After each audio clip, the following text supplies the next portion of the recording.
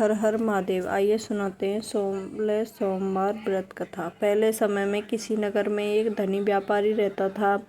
दूर दूर तक उसका व्यापार फैला हुआ था। नगर के सभी लोग उस व्यापारी का सम्मान करते थे। इतना सब कुछ से सम्मान होने के बाद भी वो व्यापारी बहुत दुखी था, क्योंकि उसका कोई पुत्र नहीं था, जिस कारण अपनी मृत्यु के पश्चाताप व्यापार के उत्तराधिकारी की चिंता उसे हमेशा सताती थी। पुत्र प्राप्ति की इच्छा से ये व्यापारी प्रत्येक सोमवार भगवान शिव की व्रत पूजा किया करता था और शाम के समय शिव मंदिर जाकर शिव जी के सामने घी का दीपक जलाया करता।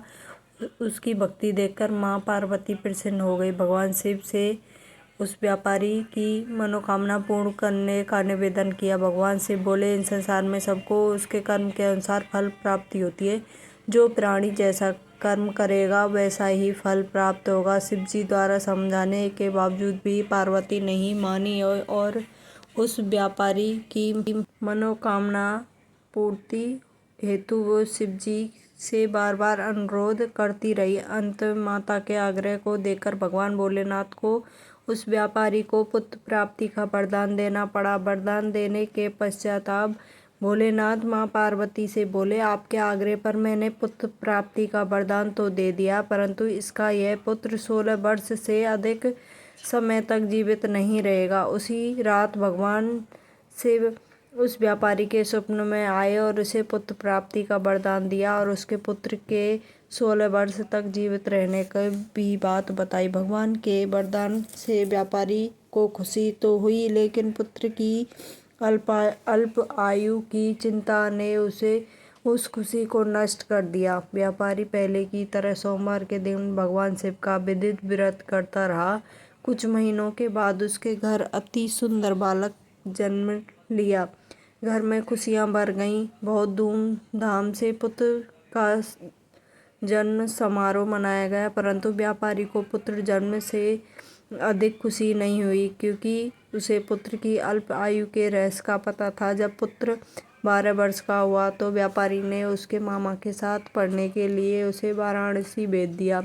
लड़का अपने मामा के साथ शिक्षा प्राप्ति हेतु चल दिए। रास्ते में जहाँ भी मामा भांजे विश्राम हेतु करते, वहीं यज्ञ करते, ब्राह्मणों को भोजन कराते।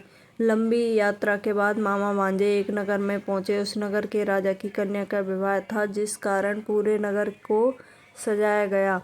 निश्चित समय पर बारात आ गई, लेकिन वर का पिता अपने बेटा के एक आंख से काने होने के कारण बहुत चिंतित था। उसे भय था इस बात का पता चलने पर कहीं राजा विवाह से इनकार न करते, इससे उसकी बदनामी भी होगी।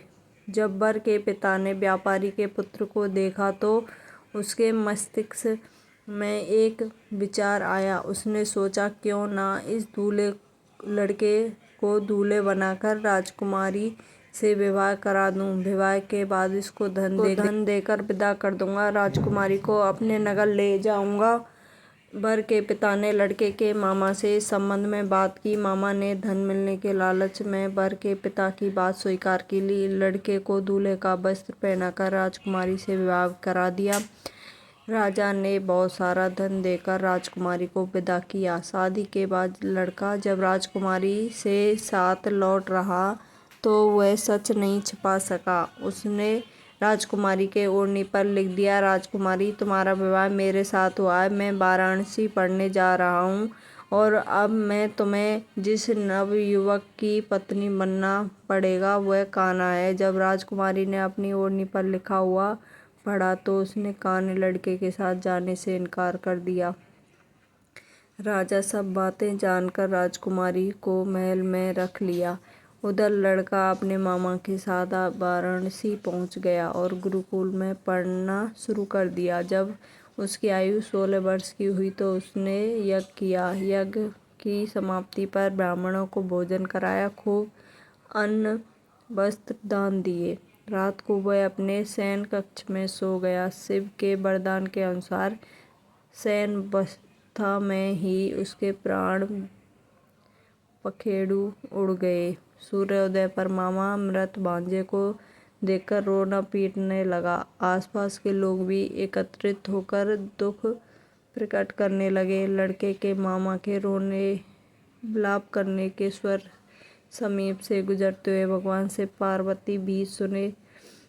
पार्वती ने भगवान से कहा, प्राणनाथ, मुझको इसके रोने के स्वर सहन नहीं हो रहा है, इस व्यक्ति के कष्ट को अवश्य दूर करें। भगवान शिव ने पार्वती के साथ अदृश्य रूप में समीप जाकर देखा तो भोलेनाथ पार्वती से बोले, यह तो उसी व्यापारी का पुत्र है जिसे मैंने 16 वर्ष की आयु का वरदान दिया था।